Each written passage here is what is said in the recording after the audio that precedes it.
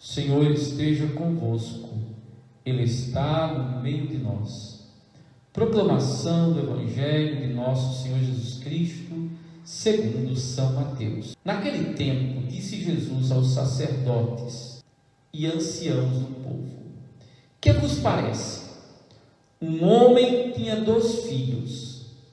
Dirigindo-se ao primeiro, ele disse: filho, vai trabalhar hoje na vinha. O filho respondeu: não quero.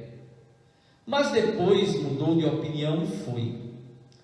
O pai, dirigindo-se ao outro filho, e disse a mesma coisa. Este respondeu: sim, Senhor, eu vou. Mas não foi. Qual dos 2 fez a vontade do pai? Os sumos sacerdotes e os anciãos do povo responderam: o primeiro. Então Jesus lhes disse: em verdade vos digo, que os cobradores de impostos e as prostitutas vos precederão no reino de Deus. Porque João veio até vós num caminho de justiça e vós não acreditastes nele.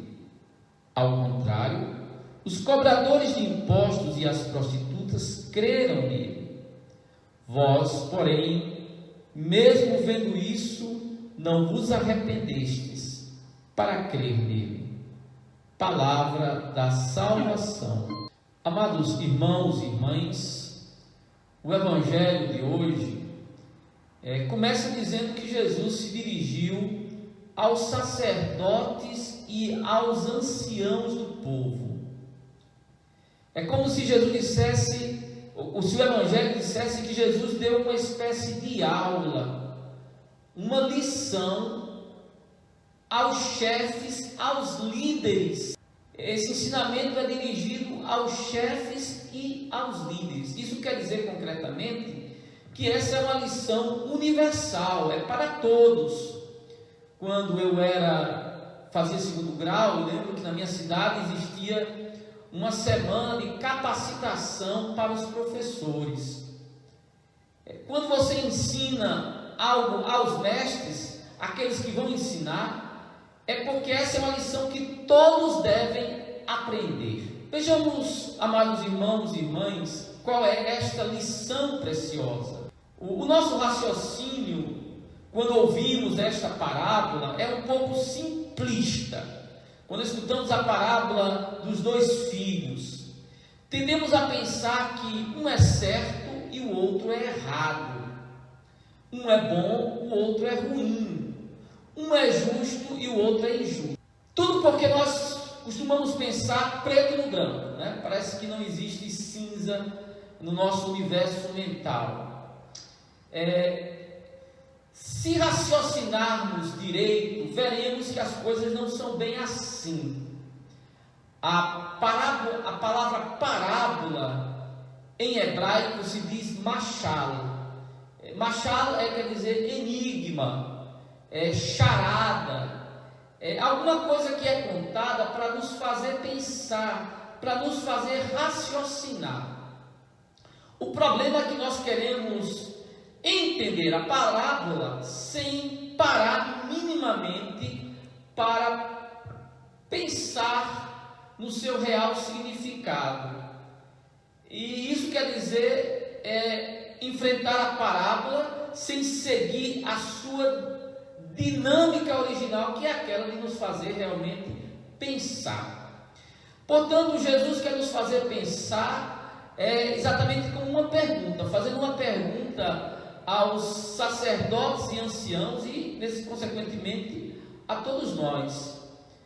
Na história daqueles 2 filhos, qual dos 2 fez a vontade do pai?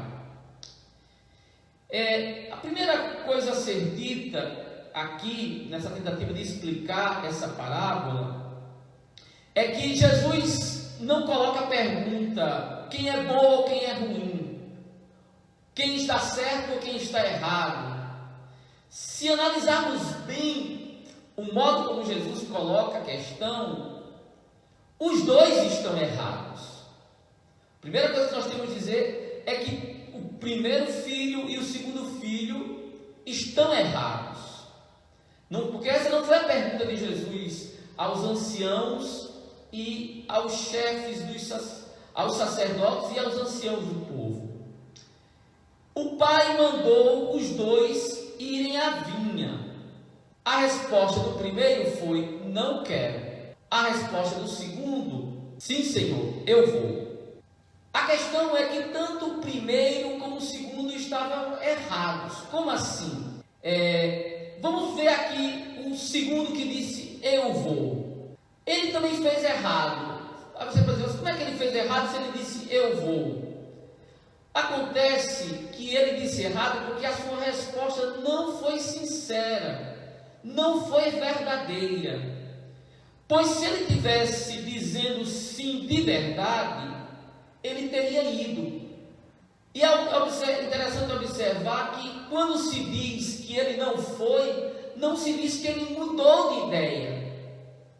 Ele não mudou. A hipocrisia já estava lá no começo. Ele não ia. Ele não mudou de ideia. E o texto não diz que ele mudou. Exatamente. O que aconteceu aqui é que ele nunca teve a intenção de ir. Ele apenas fez um teatro. Falou da boca para fora. É aquela coisa, né? Tem pessoas que acham que o importante é sair bem na foto. Então, irmãos, o que eu estou querendo dizer é que os dois estavam errados. A diferença é que o primeiro mudou de opinião. Ou seja, o primeiro se converteu. Talvez aqui essa que seja a verdade central nessa parábola. Quando Jesus pergunta quem agrada a Deus, pois bem, a resposta aqui do Evangelho: agrada a Deus quem se converte, quem muda de vida.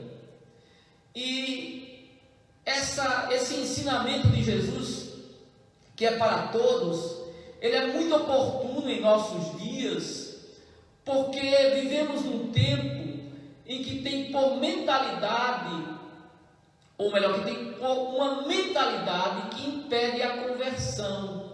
Quantas vezes eu mesmo já não ouvi pessoas dizerem exatamente assim, vou dizer ipsíssima verba: eu não me arrependo do que faço, mas do que deixo de fazer. Pois bem, esse tipo de aforisma é algo tirado diretamente do catecismo do diabo, não é? Porque se as pessoas não se convertem, se elas não mudam, mesmo quando estão erradas, elas não podem se salvar. Se elas não se arrependem, elas não recebem o perdão e, consequentemente, não se salvam. Pois bem, é esse tipo de mentalidade que está na base desta parábola. É esse tipo de mentalidade que a parábola quer combater. Vou tentar explicar a parábola com outro viés. Vejamos, na perícope aparecem 3 categorias de pessoas: os sacerdotes e os anciãos do povo, a primeira categoria, as prostitutas e os cobradores de impostos. Essas 3 categorias de pessoas personificam 3 tipos de pecado. Aqui nesta perícope nós vemos que os sacerdotes e anciãos não se arrependeram diante da pregação de João Batista. Ou seja, eles personificam a soberba, o orgulho. As prostitutas, por sua vez, personificam o pecado da luxúria. Enquanto que os cobradores de impostos aqui são a encarnação, podemos assim dizer, do pecado da avareza, do materialismo, da ganância pelo dinheiro. Todos esses pecados estão bem presentes em nosso mundo atual, em nossa cultura. Se nós pensarmos bem no pecado da luxúria, quanta sexualidade desregrada em nosso tempo. A gente vive uma época de uma erotização precoce. As crianças são ensinadas, são insufladas a sexualidade já na música que cantam. É uma coisa horrível. Estamos vivendo, por que não dizer, uma espécie de triunfo da luxúria em nossos dias. Por outro lado, nós também devemos reconhecer que nós vivemos um tempo de muita riqueza. Veja, até os mais pobres do nosso tempo, em certa medida, não digo aqueles que vivem na miséria, mas os mais pobres, de um modo geral, em nossos dias, vivem melhor do que muitos ricos do passado. No passado, os ricos viajavam de avião, ou melhor, de barco. Hoje, até um pobre pode viajar de avião. Eu digo isso porque minha família não é rica e muitos já viajaram, fazem viagem de avião. Apenas para dar alguns exemplos, apenas para dar um exemplo. As pessoas, porém, estão hipnotizadas pelo dinheiro, pela riqueza. Há uma ganância de sempre ter mais, aquela medida de ter que nunca enche.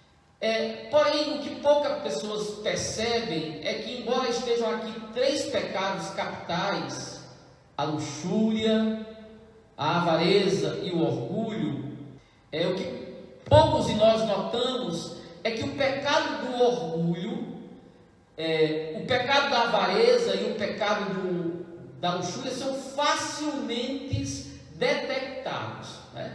Mesmo uma pessoa pagã, ela acha feio uma pessoa que vive uma sexualidade desregrada, desorientada, que vive escravo da sexualidade, ou mesmo uma pessoa avarenta. Até os pagãos, de certa forma, notam isso. Agora, o que quase ninguém nota é a gravidade do pecado do orgulho. Até porque, como já dissemos anteriormente, nós vivemos em uma cultura que incentiva o orgulho. Tem até festa que se chama orgulho em nossos dias, não é? Tem festa que chama o orgulho. E, no entanto, o orgulho não é apenas um pecado capital. O orgulho é a origem, segundo os padres da igreja, é a origem, a fonte de todos os pecados. Basta dizer que sempre se diz, que sempre se explica o pecado dos anjos, que o pecado dos anjos não foi o pecado da sexualidade, não foi o pecado da avareza, mas foi o pecado do orgulho.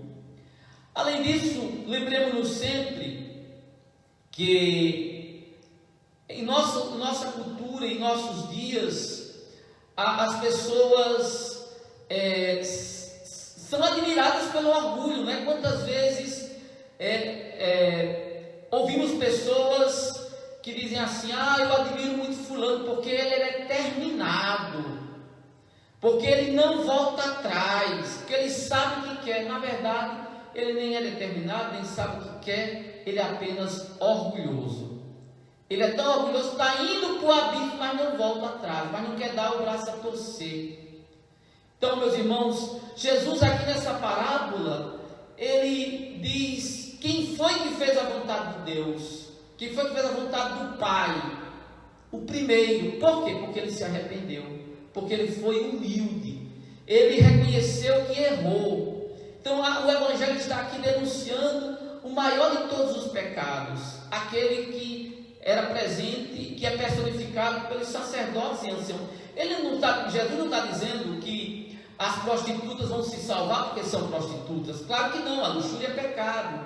Os cobradores de impostos vão se salvar porque são ávaros. Claro que não, a avareza é um pecado, e grave, capital. O que Jesus está dizendo é que aqueles lá que se converteram com a pregação de João Batista, as prostitutas e os cobradores de impostos, eles têm a virtude da humildade.